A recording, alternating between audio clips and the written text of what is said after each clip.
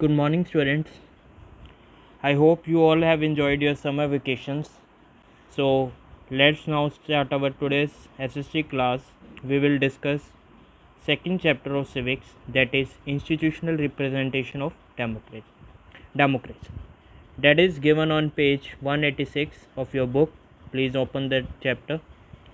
Let's now begin with the introduction of the chapter. First of all, see, we have learned about the values and ideals of democracy, such as liberty, equality, justice, sovereignty, diversity. How does democracy uphold these values?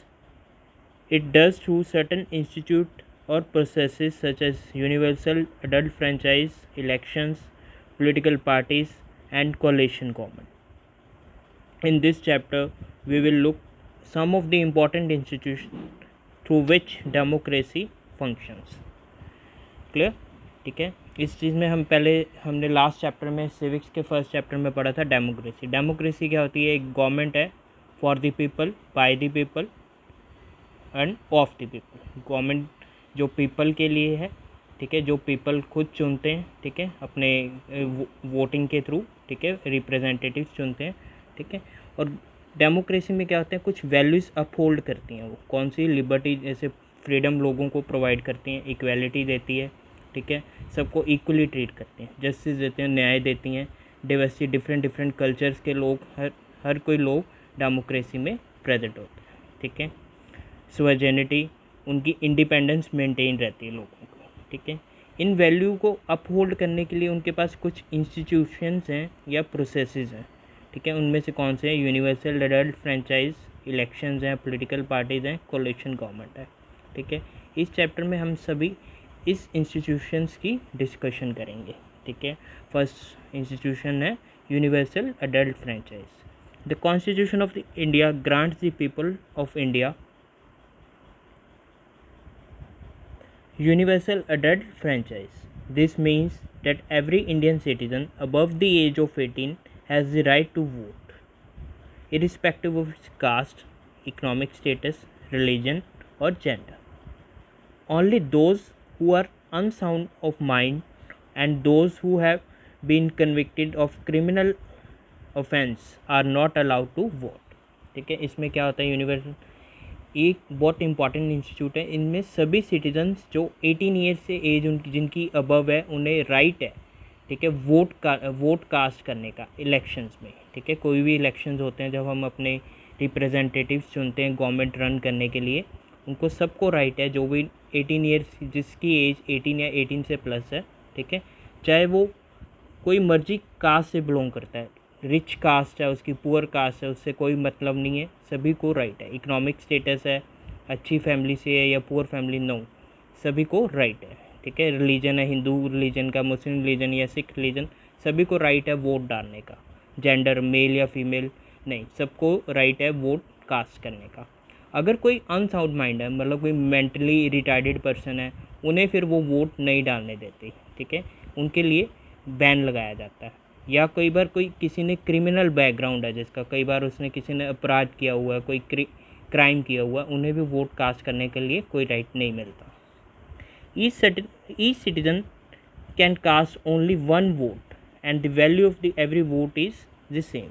Her citizen के पास सिर्फ एक vote डालने के लिए right है, ठीक है. सारे सिटीजन्स की जो भी कोई सिटीजन डालेगा वोट, उसकी वैल्यू सेम होगी. ये नहीं है भी कोई रिच क्लास का पर्सन है तो उसकी वोट की वैल्यू ज़्यादा होगी, नहीं, सबकी वोट की वैल्यू सेम होगी. दस through the universal institute of the universal adult franchise every citizen of India is equally empowered. सभी जो भी यूनिवर्सल अडल्ट फ्रेंचाइज से क्या होता है, सभी सिटीजन्स की कंट्री में वैल्यू सेम होगी, इक्वली एम्पावर्ड है. ये नहीं किसी को बड़ा समझाया या किसी को छोटा, नहीं, सबको बराबर ट्रीट किया जाता है. It is in fact the cornerstone of the Indian democracy, मतलब इम्पोर्टेंट पार्ट है इंडियन डेमोक्रेसी. अगर ये नहीं होगा तो इंडियन डेमोक्रेसी का रन करना डिफ़िकल्ट है. क्लियर? हाँ जी, यहाँ पे लेफ़्ट साइड में देखो, यहाँ पे दिया हुआ है. In the late 19th and early 20th centuries, women organisations of the British and the USA for extensively for women suffrage, मतलब वुमेंस के राइट भी, उन्हें वुमेंस को भी वोट डालने के लिए इलेक्शंस में उन्होंने काफ़ी मतलब फ़ाइट की थी यूएसए गवर्नमेंट में और ब्रिटिश गवर्नमेंट ने, ठीक है। After several years of the after struggle womens over the age of the 21 are allowed to vote in 1920 in USA and 1920 in Britain. काफ़ी स्ट्रगल के बाद फिर वीमेंस को राइट मिला, जो भी वीमेंस की एज 21 से अबव होगी उन्हें वोट डालने के लिए इलेक्शन में परमिशन मिली थी। ये परमिशन यूएसए में कब मिली? 1920 में, और ब्रिटेन में कब मिली? 1928 में, ठीक है। और भी आप कुछ कंट्रीज़ देख सकते हो जहाँ पे वुमेंस को वोट डालने के लिए। इंडिया में भी ये फ़ाइट काफ़ी चली थी, लेकिन अल्टीमेटली इंडिया में ये क्या कहते हैं परमिशन ग्रांट हो चुकी थी, ठीक है। नाउ सेकंड इंस्टीट्यूट क्या? Elections. We have learned in the last chapter that India has the indirect democracy. India में इनडायरेक्ट डेमोक्रेसी हमने पढ़ा था, ये चैप्टर मैंने आपको आपके क्या कहते हैं पीरियोडिक टेस्ट में भी डाला था। इनडायरेक्ट डेमोक्रेसी का मतलब क्या होता है?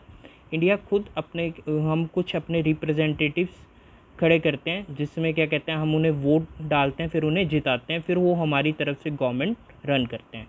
इंडिया में डायरेक्ट डेमोक्रेसी की प्रोविज़न नहीं है। India has the indirect democracy. This means that the citizens of the India choose the group of the people to run the government, वही ऑन देयर बिहाफ। वही मैंने जो पहले आपको लाइन बोली उन्होंने इसी मतलब उसको एक्सप्लेन किया हुआ। इनडायरेक्ट डेमोक्रेसी की डेफिनेशन क्या है भी? This means the citizen of the India, जो हम लोग हैं खुद अपने ग्रुप ऑफ पीपल चुनते हैं, ठीक है, जो हमारी तरफ से गवर्नमेंट को रन करते हैं हमारे बिहाफ पे। The process of selecting representatives to run the government of the country is called an election. जो हम प्रोसेस है, जो हम अपने रिप्रेजेंटेटिव्स को चुनते हैं हमारी तरफ से जो गवर्नमेंट को रन करेंगे, ठीक है, इस प्रोसेस को क्या कहते हैं? होल प्रोसेस को election. In India there are two major kind of the elections are held. India में दो तरह के इलेक्शंस हेल्ड किए जाते हैं, ठीक है। एक तो है जनरल इलेक्शंस और दूसरे कौन से हैं? State assembly election. General elections कौन से होते हैं? Where representatives are elected to the Lok Sabha in the central government, ठीक है, जहाँ पे रिप्रेजेंटेटिव्स को इलेक्ट किया जाता है जो लोकसभा के लिए क्या कहते हैं चुने जाते हैं, ठीक है, लोकसभा को रन करने के लिए। ये कौन सी गवर्नमेंट में होते हैं? सेंट्रल गवर्नमेंट में। ये इलेक्शन कौन से होते हैं? General election. ये दोनों तरह के इलेक्शन 5 ईयर्स के बाद हेल्ड किए जाते हैं, ठीक है। फिर सेकंड है state assembly election, where representatives are chosen for the state legislative assemblies. यहाँ पे क्या कहते हैं? स्टेट लेजिस्लेटिव असेंबलीज को रन करने के लिए रिप्रेजेंटेटिव्स की चूज़ किए जाते हैं। उस इलेक्शंस को क्या किया जाता है? State assembly election. जैसे हमारी स्टेट में क्या कहते हैं सेंट्रल की हमारी अलग गवर्नमेंट है, स्टेट की अलग गवर्नमेंट होती है। सेंट्रल की सारी कंट्री को कंट्रोल करती है, जो हमारी स्टेट की गवर्नमेंट होती है वो सिर्फ पर्टिकुलर स्टेट को रन करती है। Clear? Both the general elections and state assembly elections have to be held once in 5 years, ठीक है। दोनों जो इलेक्शंस हैं, जनरल इलेक्शंस और स्टेट असेंबली इलेक्शन 5 ईयर्स के बाद हेल्ड किए जाते हैं, ठीक है। 5 ईयर्स से पहले नहीं 5 ईयर्स के बाद, ठीक है। जनरली 5 सालों में हेल्ड किए जाते हैं। Unless there is state of emergency in the country like war. अगर इनका टाइम पीरियड कट भी किया जाता है, ये 5 साल से पहले भी हो सकते हैं या 5 साल के बाद भी, एक्सटेंशन भी मिल सकती है इलेक्शंस के लिए 1 साल बाद होने की, ठीक है। अगर ये कौन सी सिचुएशन में होता है? या तो कोई एमरजेंसी लग जाती है, फाइनेंशियल एमरजेंसी हो या कोई वार हो, तो फिर इनका इलेक्शंस का पीरियड घटाया भी जा सकता है, पहले साल भी किया जा सकता है या उसको एक्सटेंशन भी मिल जाती है, ठीक है, 1 साल की, 6 साल बाद भी किया जा सकता है, ठीक है। काफ़ी बार ये इलेक्शंस 5 ईयर्स की क्या कहते हैं ज़्यादातर 1 साल की एक्सटेंशन मिली हुई है। कई बार कोई वॉर की सिचुएशन आ जाए या कोई फाइनेंशियल एमरजेंसी आ जाए तो इस पीरियड में क्या कहते हैं जो इलेक्शंस का पीरियड है 1 साल बढ़ा दिया जाता है। कॉन्स्टिट्यूंसीज एंड रिजर्व कॉन्स्टिट्यूंसीज, ठीक है। अब ये देखो, for the purpose of the elections the country is divided into the number of the small units called constituencies. Elections को करने के लिए कंट्री को, ठीक है, या स्टेट्स को स्मॉल यूनिट्स में डिवाइड किया जाता है, ठीक है। उन्हें क्या कहा जाता है? Constituencies. Constituencies are created on the basis of population, such as each constituency has equal number of people. ठीक है, पॉपुलेशन के बेस पे कितने लोग पर्टिकुलर एरिया में रह रहे हैं उसके बेस पे उसे डिवाइड किया जाता है, ताकि इक्वल नंबर हो पीपल के, ना कहीं ज़्यादा ना कहीं कम, इक्वल बेस पे. Each constituency elect and sends 1 person to the government. हर कोई कॉन्स्टिट्यूंसी एक पर्सन इलेक्ट करती है, एक ही पर्सन को सेंड करती है उनकी तरफ से गवर्नमेंट को रन करने के लिए. ठीक है. There is one set of constituency for the Lok Sabha election. एक ही कॉन्स्टिट्यूंसी है लोकसभा इलेक्शंस के लिए, और separate set of constituencies for the state assembly election. ये नहीं है अभी जो लोकसभा को कॉन्स्टिट्यूंसी इलेक्ट करेगी, ठीक है, वही same constituency state assembly elections को इलेक्ट करेगी. नहीं, डिफरेंट होगी. जो सेंट्रल गवर्नमेंट की कॉन्स्टिट्यूंसी है वो अलग होगी, स्टेट असेंबली इलेक्शंस की कॉन्स्टिट्यूंसी अलग होगी. Some constituencies are reserved for the certain communities such as people from the scheduled caste, scheduled tribe and Anglo-Indians.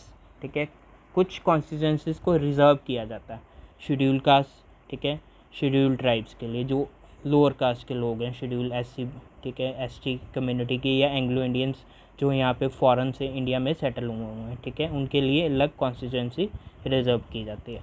Only people from those communities can contest from hold the reserve seat. जो people उन constituency से belong करते हैं वही वहाँ से election लड़ने की उन्हें परमिशन है, और कोई पर्सन वहाँ से नहीं इलेक्शन लड़ सकता. ठीक है, उनके लिए रिजर्व्ड सीट की प्रोविज़न होती है. There has been done to make the legislative bodies as inclusive as possible by ensuring that all people from the all group of the societies get represented. इसमें क्यों किया जाता है, ये क्यों किया जाता है, ताकि लेजिस्लेटिव बॉडीज़ में इंक्लूसिव बनाया जाए. इंक्लूसिव मीन्स सभी कम्युनिटीज़ के लोग इसमें क्या कहते हैं, मतलब इंक्लूड किया जाए, शामिल किया जाए. ठीक है, ये नहीं है भी किसी पर्टिकुलर कम्युनिटी को एक्सक्लूड किया जाए. No, it should not be excluded, they should be included. ठीक है, and all group should be included. ठीक है, सभी ग्रुप्स को रिप्रेजेंटेशन मिले. ठीक है, that's why some constituencies are reserved.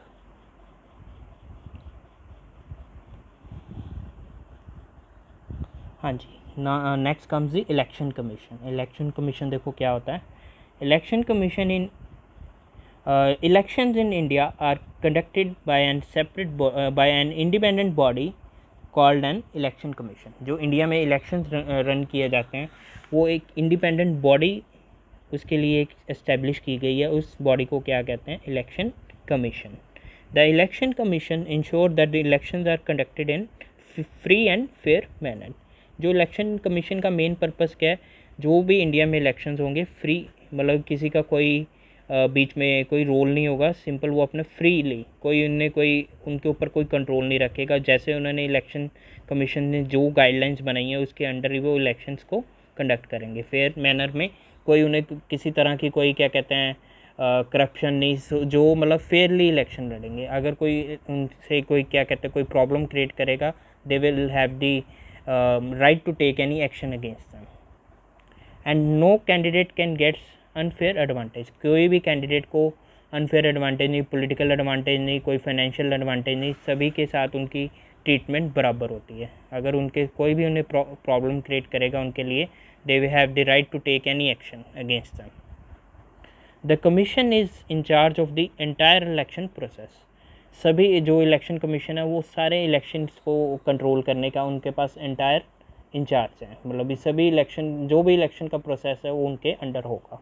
From the declaration of the elections, जब इलेक्शंस की डिक्लेरेशन की जाती हैं, वे इलेक्शन कब कंडक्ट किए जाएंगे, ठीक है, till the counting of votes, जब तक वोट्स की काउंटिंग नहीं हो जाती, जब तक सारा इलेक्शन का प्रोसेस किसके अंडर होता है, इलेक्शन कमीशन के. And the announcement of the result, जब तक रिजल्ट की अनाउंसमेंट नहीं की जाती. सभी इस प्रोसेस को कौन मैनेज करता है, election commission. The election commission has drafted set of guidelines that political parties and candidates have to follow during the election. Election commission ने कुछ गाइडलाइंस, कुछ रूल्स बनाए होते हैं जो पॉलिटिकल पार्टीज़ को, कैंडिडेट्स को फॉलो करने पड़ते हैं इलेक्शंस को. इन रूल्स या गाइडलाइंस को क्या कहा जाता है, मॉडल कोड ऑफ कंडक्ट। ठीक है, इस गाइडलाइंस या रूल्स को क्या कहा जाता है, मॉडल कोड ऑफ कंडक्ट। ये सभी सिटीजन्स के लिए, ठीक है, सभी कैंडिडेट्स के लिए और सभी पॉलिटिकल पार्टीज़ के लिए ज़रूरी है।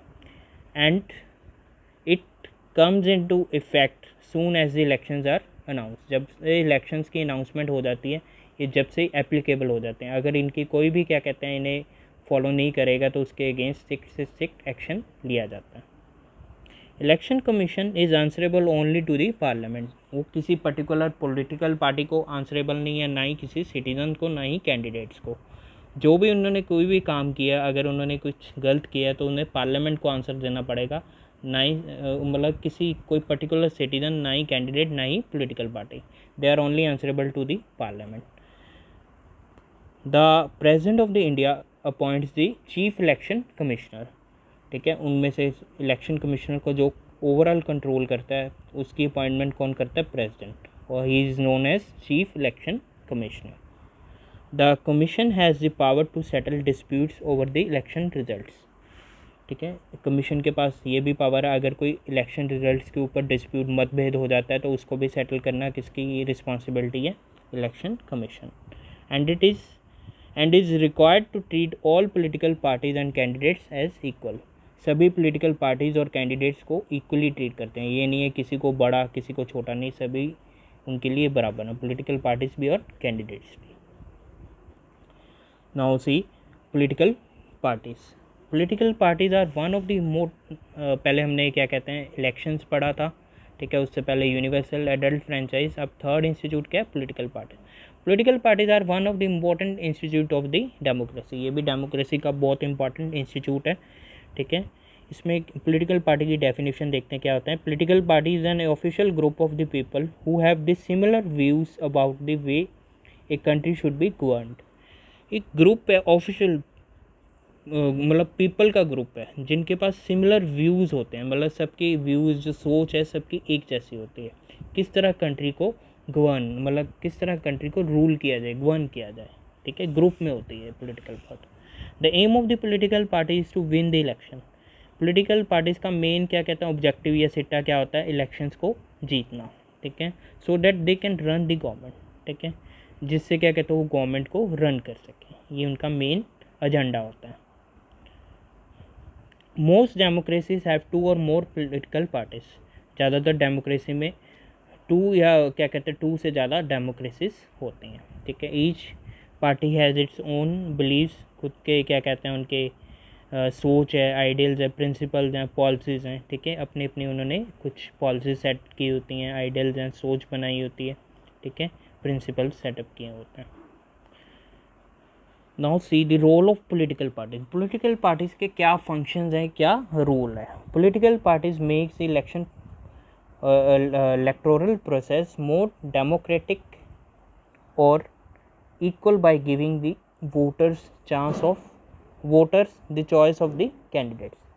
पॉलिटिकल पार्टीज़ क्या करती हैं, इलेक्टोरल जो इलेक्शंस का प्रोसेस होता है, ये इलेक्टोरल प्रोसेस होता है, ये डेमोक्रेटिक बनाते हैं, मतलब मोर पीपल को मतलब चांस देते हैं इक्वल। ये नहीं है भी सिर्फ क्या कहते हैं एक ही पॉलिटिकल पार्टीज़ को चुनना, नहीं, उनके पास राइट है, वो किसी मर्जी पॉलिटिकल पार्टीज़ के कैंडिडेट्स को वोट कास्ट कर सकते हैं अपनी मनपसंद के। मतलब उन्हें कोई मतलब धक्का नहीं कर सकते या क्या क्या कह सकते हैं, मतलब उन्हें फोर्स नहीं कर सकता अभी इसी पॉलिटिकल पार्टीज़ को अपने क्या कहते हैं चुनना है। They have the right to choose their candidate of their own choice.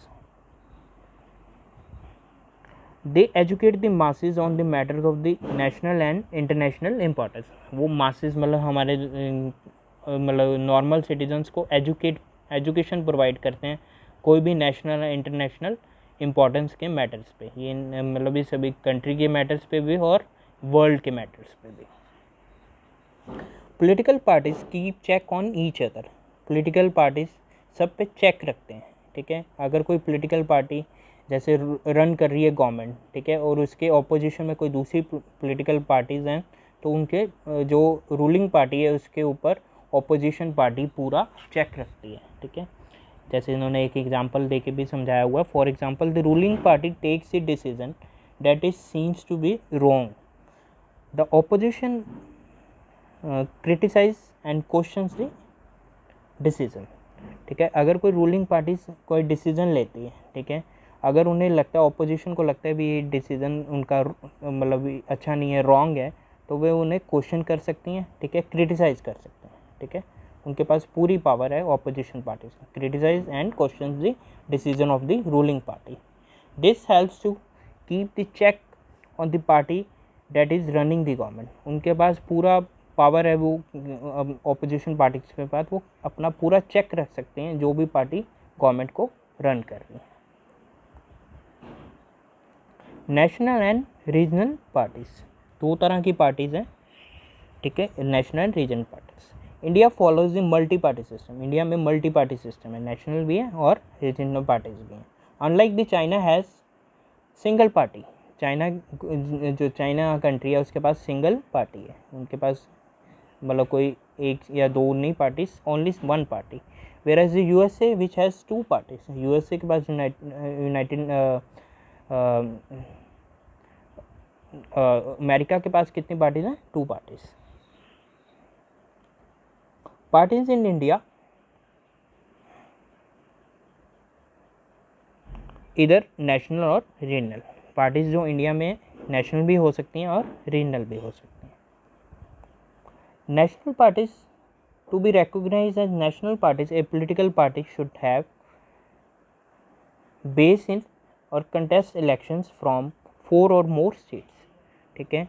जो नेशनल पार्टी हो, अगर इंडिया की कोई नेशनल पार्टी बनती है तो उसका बेस या कोई, जब वो इलेक्शन 4 या 4 और मोर स्टेट से इलेक्शन लड़ती हैं, तब जब उसे नेशनल पार्टी का क्या कहते हैं, रिकॉग्निशन मिलती है, ठीक है। उनका बेस बनता है 4 या 4 मोर कंट्रीज से, ठीक है, अगर वो इलेक्शंस कंडक्ट करती हैं, इलेक्शंस हेल्ड करती हैं 4 या 4 से ज़्यादा स्टेट से, ठीक है।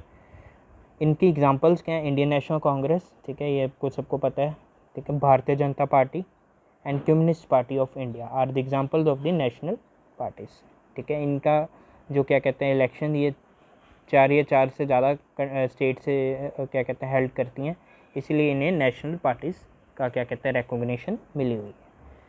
Next comes the regional parties. They only contest elections in their home state, ठीक है, वो सिर्फ अपनी खुद की स्टेट में इलेक्शंस हेल्ड करती हैं, इसलिए उन्हें कौन सी पार्टी कहा जाता है? Regional parties. Regional parties play an important role in highlighting the specific problems of the country और state, specific problems of the community और स्टेट।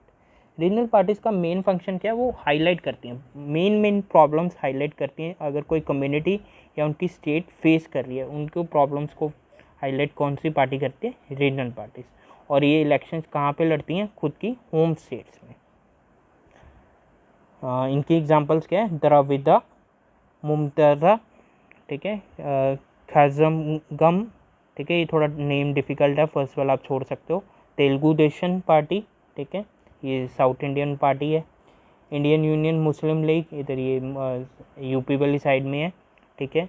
श्रोमणी अकाली दल, ये कहाँ पे है? पंजाब में। Are the examples of this certain regional parties, ठीक है, ये कुछ रीजनल पार्टीज़ हैं, ठीक है। इनमें से आप कर सकते हो Telugu Desam Party, Indian Muslim League and Shiromani Akali Dal, ठीक है। उधर नेशनल पार्टीज़ की कौन सी थी?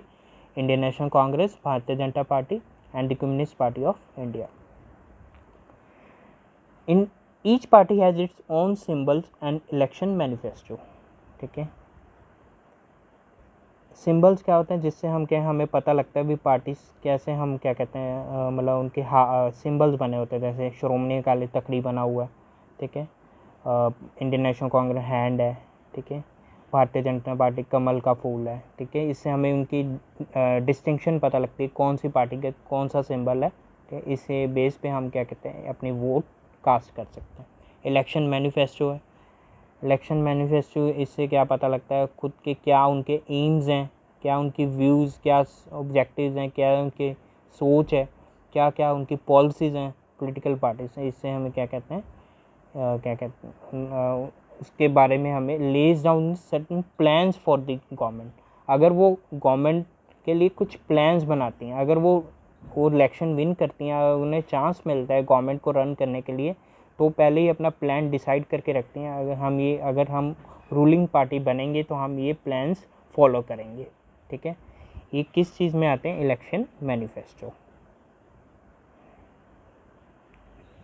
Now with this we have completed up to that. Next in next class we will discuss about the process of elections, coalition government, and the role of the citizens in the democracy. I hope you all have understood the class. If you have any doubt you can ask.